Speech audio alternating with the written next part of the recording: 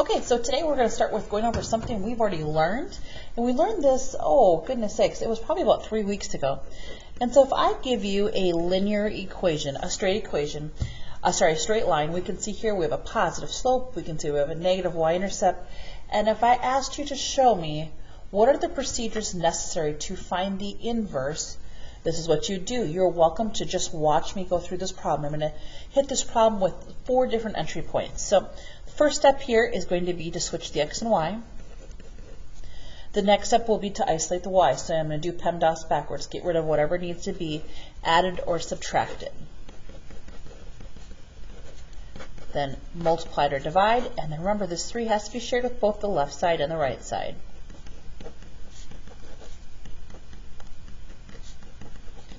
Okay, and so how can I differentiate between the original and between the inverse?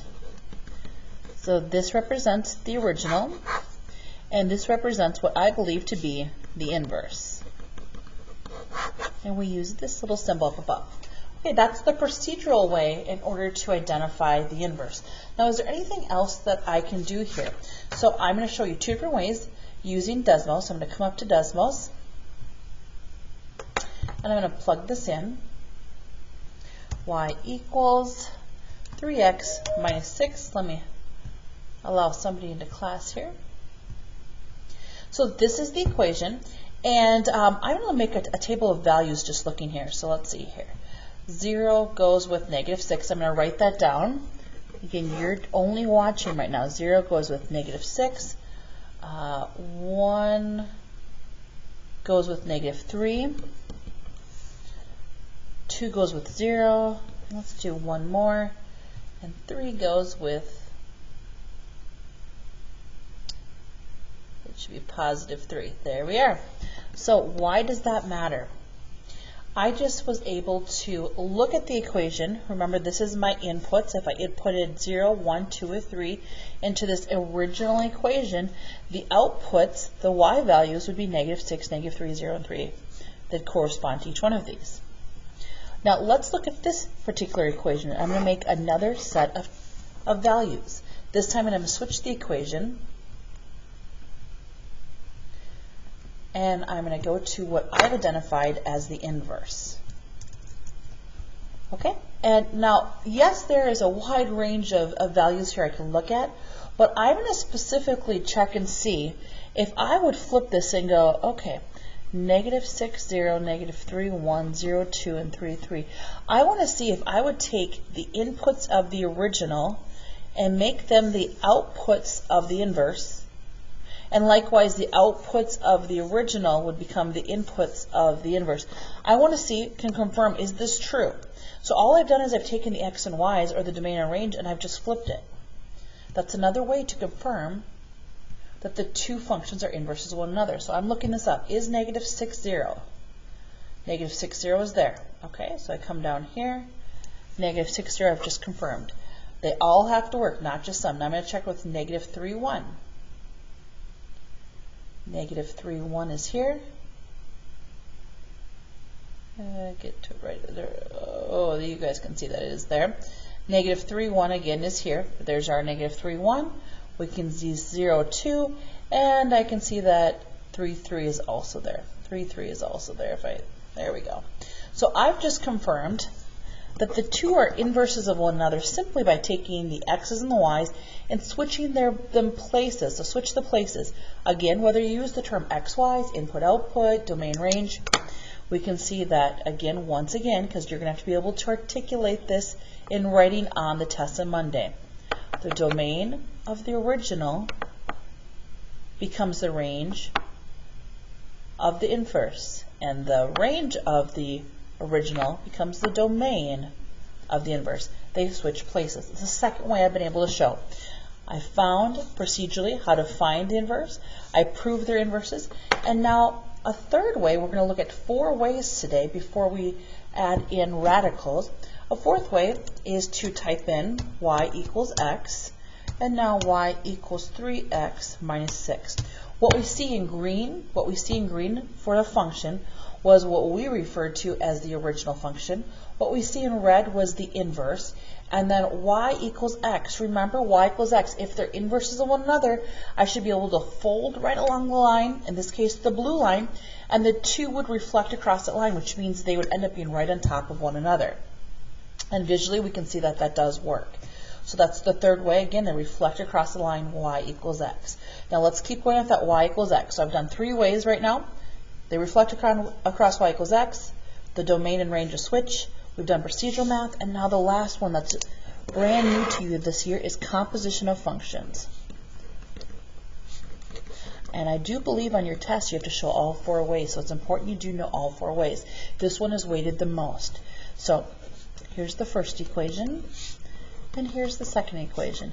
Composition of functions says if you follow the procedures both on the left side and the right side, you should get the same answer both times, and that's y equals x. Well, what are the procedures? I think the most difficult part for most students is just learning how to set it up. So we're going to take, it doesn't matter which equation you start with. I'm going to start with the original, and I'm going to start to write down the original, but as soon as I get to an x, I stop, and I put parentheses or brackets, your choice. What goes in that place is what y is equal to with the other equation. So it's like I'm going to pick this part up and dump it inside. Now I'm going to set up the other equation because I do believe that really setting up is the most difficult part. So I go to the next equation, I start to write it down, and again, once I get to an x, I stop. And what goes in there, I'm going to pick up the first equation and dump it inside. Now, why most students do never get full credit here, most students, we'll say 60% of students don't get full credit, is because they do some of the math in your head. And that's fine, except for the rubric states that you have to show all of your work, and I have to grade you by you showing all of your work. So I'm going to start here, and I'm going to show you what does all work look like. Okay, so all work would be, first I'm going to distribute this. 3 times 1 is 3, and 3 divided by 3. Remember, this doesn't get multiplied by both, only to the top. So 3 times 1 is 3, and then divided by 3 is 1. 3 times 2 is 6. Okay, next step. I cancel because I know positive 6 and negative 6 equals 0, and I'm left with y equals 1x. That's great. That's what I want. That tells me I'm on track to be able to prove these two are inverses of one another. 1 times 3 is 3, divided by 3 is 1. Remember, this only gets multiplied by the top. 1 times 3 is 3, divided by 3 is 1. 1 times negative 6 is negative 6 divided by 3. I'm going to put that there just so there's no confusion, just in case maybe that did confuse you. And now I can see that the negative 2 and positive 2, when combined, gives you 0, and I'm left with y equals 1x.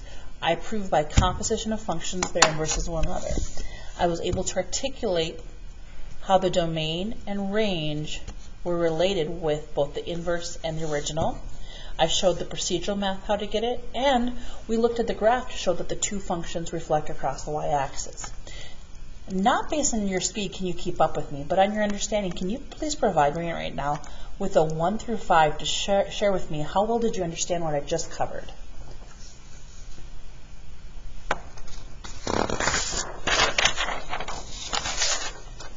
My phone is not giving me any. Give me 1 second here. Not getting notifications of activity. There we go. Thank you for those that are participating. Never ever feel afraid to say a 1 or 2 if that's really what you're feeling your understanding is at the time. Okay, let's move on now. Let's talk about what we're going to see today. So instead of seeing just a basic straight line, we're now going to work with square roots and quadratics. So this is the equation, and we're going to go through the 4 steps again. Procedural math to find the inverse. Let's examine the domain and range. Let's graph them both and see if they reflect across y equals x, and composition of functions. Now, if you learn best by just watching, please watch. If you learn best by writing it down, then do so. Now, first I need to talk about what is this little extra, and how do I plug that into the calculator? A lot of the questions this week that I've received from students aren't that they don't understand the math, it's how do I plug this into the calculator? So this is the reason why when we're working with quadratics, think of quadratics as having 2 parts. Think of them like a piecewise function. You got this part coming down here, and you got this part coming down. So think of it left, right, we got decreasing and increasing. Once again, decreasing and increasing. If we have two parts here, and right at the very tip here, the vertex is what separates the left side from the right side, we only are allowed, and it will tell you what you need to do, it says you can only look at, in this case, x's that are greater than or equal to 0. Now, this is why I do want you to write down this part, because you're going to probably be wondering later on, how do I put that into Desmos so I can check? Okay, so you put down the equation, and then behind it, it's kind of like the curly brackets. And it will tell you, it will share with you at this point what are the restrictions. If we were in person, we would talk about how to create those restrictions ourselves. But that's one of the things when we're in virtual that we have to cut out some things for time purposes that I know that you're going to be able to see again in pre-calculus next year. So this is what I'm looking at. I'm looking at a partial quadratic. And let's start by going back and now finding the procedural. So how do I do that? So I flip the x and y,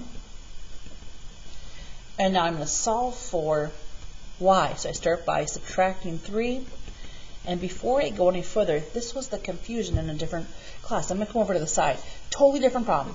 If I told you to solve this, please go into the chat and tell me what's the answer. So don't show your work, just go into the chat and say what's the answer, because based on what answer you share with me will tell me how far I need to go with an explanation of the left-hand side. What's the answer? Well, guess what? Thank you all for participating, but anybody who said 5 is wrong. Anybody who said 5 would be mathematically wrong. This says there are 2 answers. Now, how do I show those 2 answers? When you take the square root, you represent these 2 answers by plus or minus. So the square root of 5 is 5. Let's go back to that original problem and see if that's true. If I substitute in positive 5, hopefully you agree that 5 squared is 25. And if I substitute in negative 5, hopefully you agree that negative 5 times negative 5 is also 25. So whenever we're solving here, we have an equation. We're solving, and as we try to isolate that variable, again, this means 2 answers. As we try to isolate, we represent the 2 answers with a plus and a minus. Same concept here. So I'm going to do the square root because it says 2 answers. And you're like, but how does this have 2 answers? This was just one answer, 5 or negative 5, but this has a variable. Well, we represent the 2 answers just like we put a plus or minus in front. 1 times a plus and 1 times a minus. Now we don't distribute the minus through or the plus through. We're going to go into Desmos and we're going to visually determine which one is the answer and which one is extraneous. Okay? So all I know is this is the original and one of these is the inverse. When I go into Desmos, I can currently see the original. Now if I do y equals x, I know that the inverse, when I flip across here, that inverse, it's like taking the red and it's going to reflect right across the purple line. Oops, so sorry. So I'm going to start by plugging in the first one. So y equals positive square root of x minus 3. And I want you to ask yourself, do you think that looks right? Do you think that if I take the red, I reflect it across the purple line, it would land on the black? I believe so. It's going to be obvious to you. So I believe that this is the correct answer, but let's try the negative one. So now I put a negative out front, and I can see now it's obvious that if I flip or reflect the red across the purple line, it's not going to land here. It should be like this, right? It should be like this, and it's not landing there. That means that this is an example of the extraneous solution. So I come over here, I cross this out, I know that this is my answer. So I can write, okay, this is the original, and this is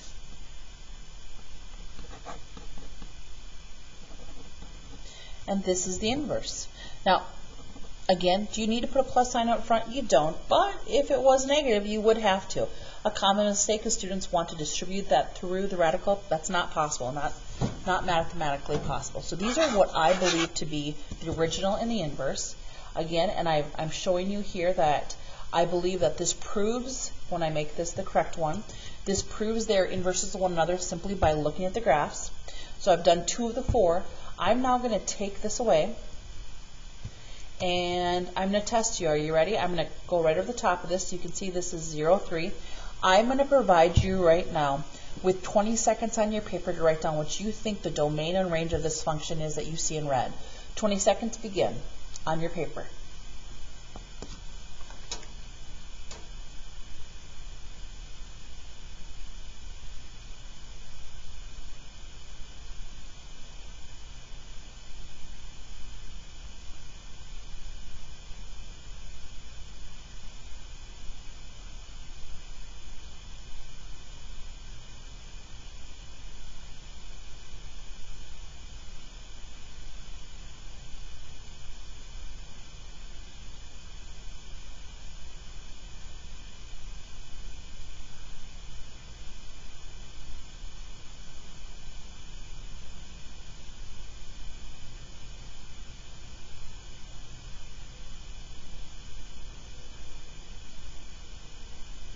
Okay, there's your time.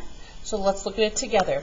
So first of all, I see where is that starting point, and that's why I identified 0, 3, so you wouldn't have questions, 0, 3. So I can see for the x's, it starts at 0, there's a point there, and it continues to move to the right. Now forget about it going up or down, it just continues to go to the right.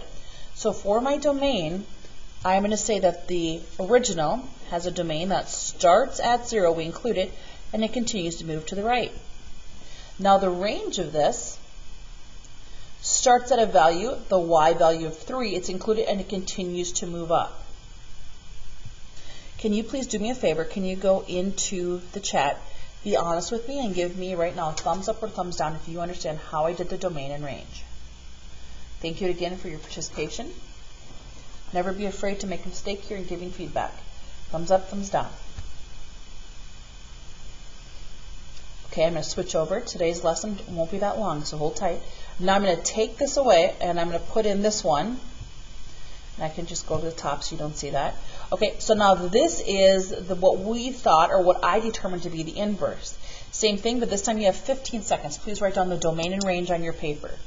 Domain and range, this is the inverse. Go ahead, please.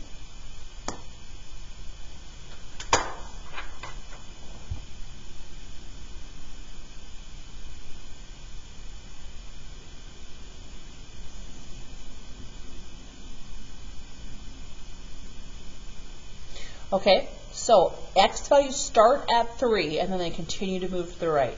X values start at 3. It starts at 3, and it continues to move to the right. The range, where does that range start? Let's check.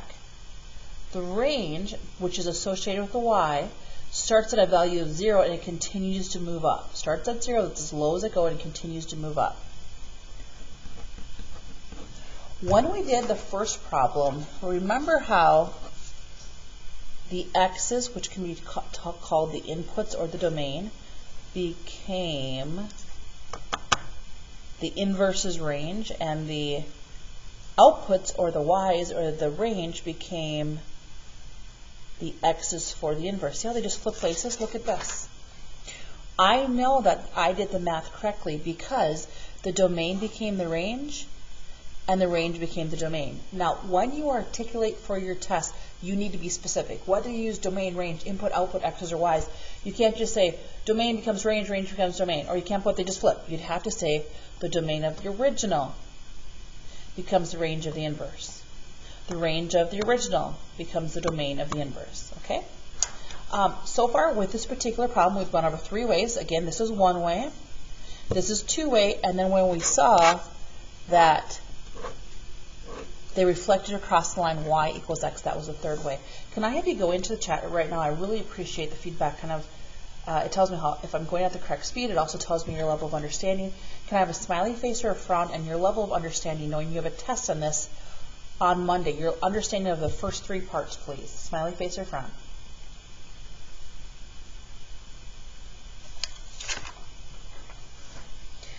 The last way, the last and final way, which I believe is the most points on the rubric, is can you show that the original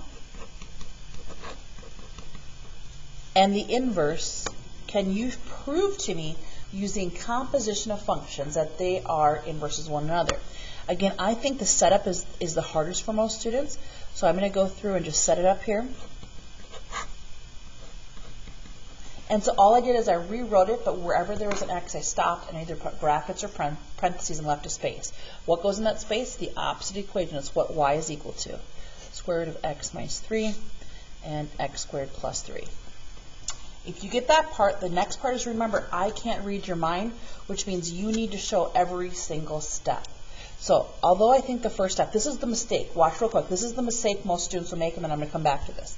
Most students in their head are like, okay, I'm going to, this cancel out, these cancel out, yep, y equals x. Well, yes, you did the right steps in your head, but when I have to grade it on the exam, all I see is a bunch of things crossed out and y equals x. And mathematically, the order you cross things out in, there has to be an order to it.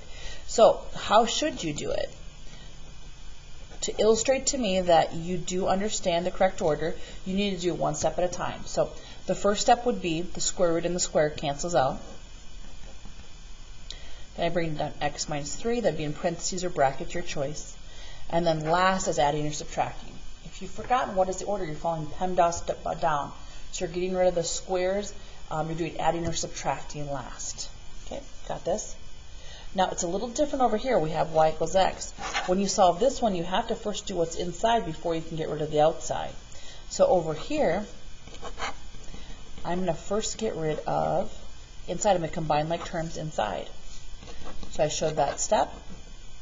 Then I showed the step that the square root and the square cancel out.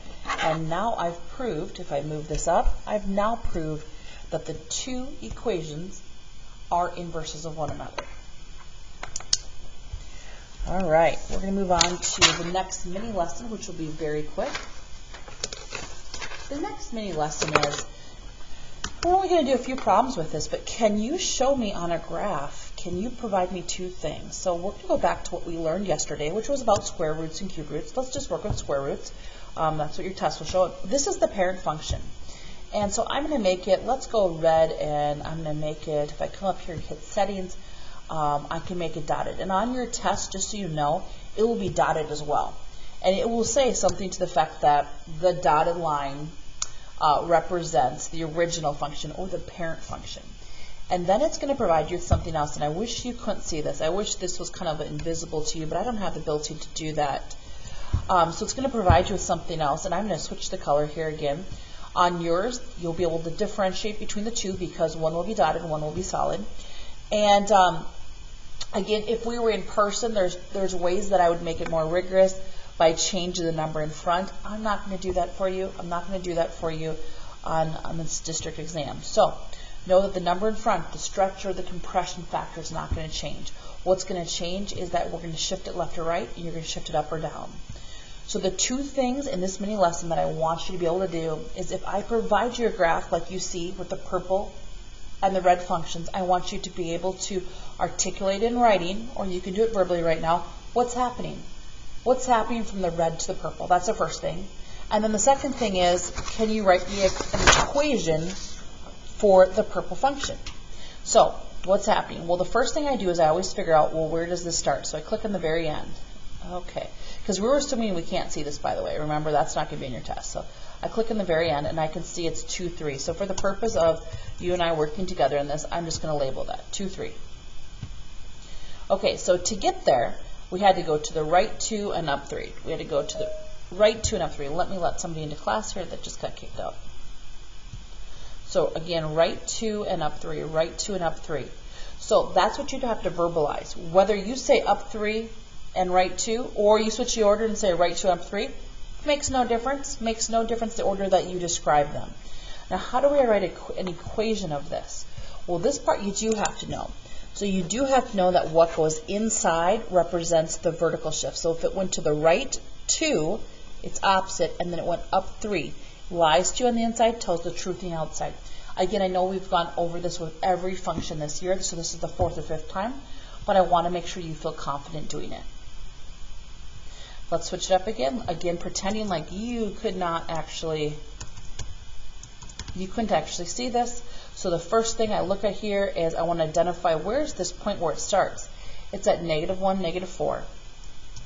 And again, on your test, know that you will see a dotted line. It will specifically tell you the dotted line is the parent function. And then it'll ask, what happens from the dotted line to, in this case, the purple line? Like, what's happening?